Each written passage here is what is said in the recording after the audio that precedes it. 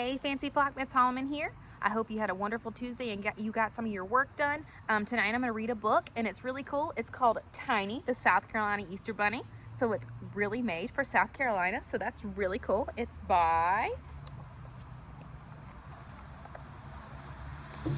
written by Eric James and illustrated by Sarah Sanchez. So this is really cool because it deals with South Carolina, and you know I love South Carolina history. So here we go. Tiny, the South Carolina Easter Bunny. One bright Easter morning, while out for a jog, Tiny hears, "Help! I am stuck in a log." He scratches his head, thinking, "Who could that be?" It sounded like Fluff. I'd better go see.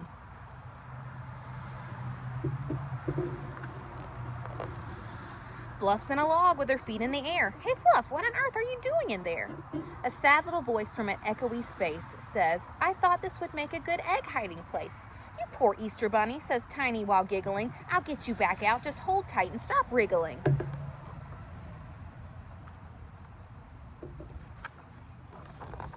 Tiny pulls hard, using all of his might. He tries and he tries, but his friend is stuck tight. "My eggs," sighs poor Fluff. "Who'll deliver them now?" "I'll do it," says Tiny. Fluff laughs and asks, "How?"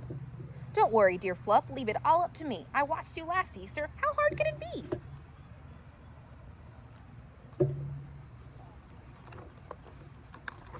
This bunny looks funny.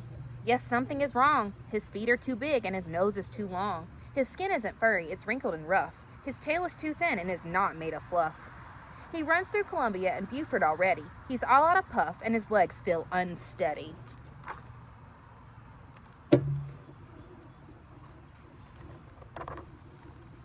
He hops, then he stops, then he hops a bit more, then he stops all the hopping and flops to the floor. "Hello," squeaks a mouse in his fake bunny ear. "Oh my, how you've grown since I've met you last year. I'm Marvin, remember? You're running quite late. I'll help you if you'd like." Tiny nods and says, "Great!"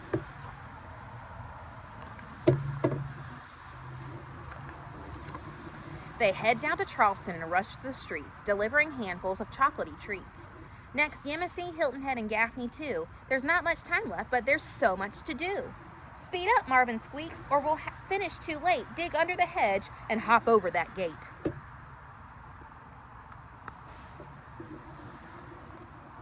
If you notice, it's all these South Carolina landmarks. It's really cool.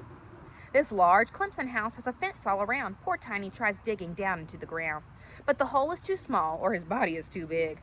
How odd, Marvin thinks. I thought bunnies could dig. This big Rock Hill house has a really high wall. "Jump up," Marvin squeaks. "Come on, give it your all." So Tiny jumps up, but comes down with a thump. How odd, Marvin thinks. I thought bunnies could jump.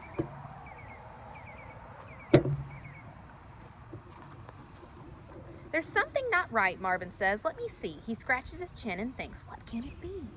"You're not very fast." "Well, just look at those legs." "You're not very careful. You've cracked half the eggs."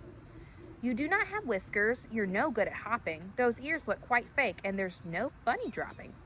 "Aha! Now I've got it." He jumps to his toes. "No bunny is born with a trunk for a nose."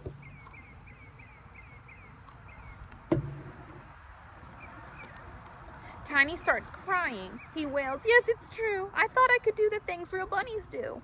"Don't worry, it's fine," Marvin squeaks, being nice. "Do you mind if I offer a little advice? You need to start using the talents you've got. Be proud to be you. Don't be something you're not." Poor Tiny, he's sad. "What talent?" says Tiny. "What things can I do?" He blows his big nose and then, achoo! "Eureka!" squeaks Marvin from high in a tree. "That wonderful big trunky nose is the key.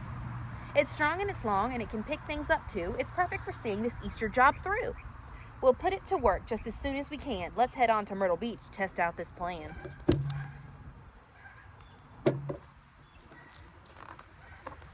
Hey, Storm.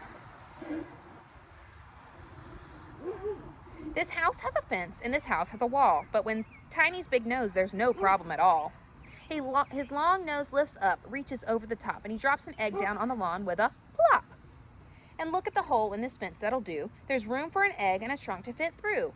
Now the job seems quite easy. Well, that's how it goes when an elephant uses his brain and his nose.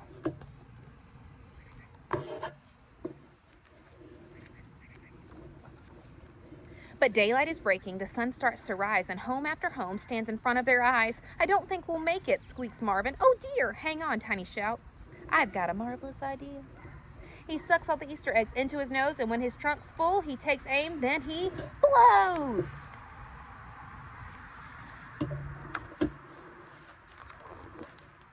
Look at those eggs blasting out of his trunk, landing on Long with a thunk, thunk, thunk, thunk.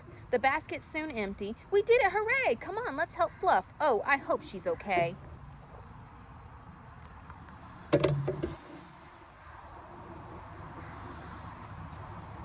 Hey, Fluff, Easter's saved. I will get you out now. Thank you, shouts Fluff. But you'll get me out how?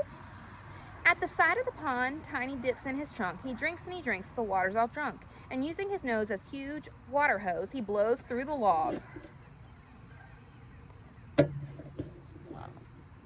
Look at Fluff! Up she goes! Happy Easter, South Carolina. I hope you enjoyed this cute little story about Tiny and how this Easter bunny saves South Carolina's Easter. I hope you all had a wonderful day. I miss you all very much. Have a wonderful Tuesday. Have a wonderful rest of the week. Love you guys. Bye.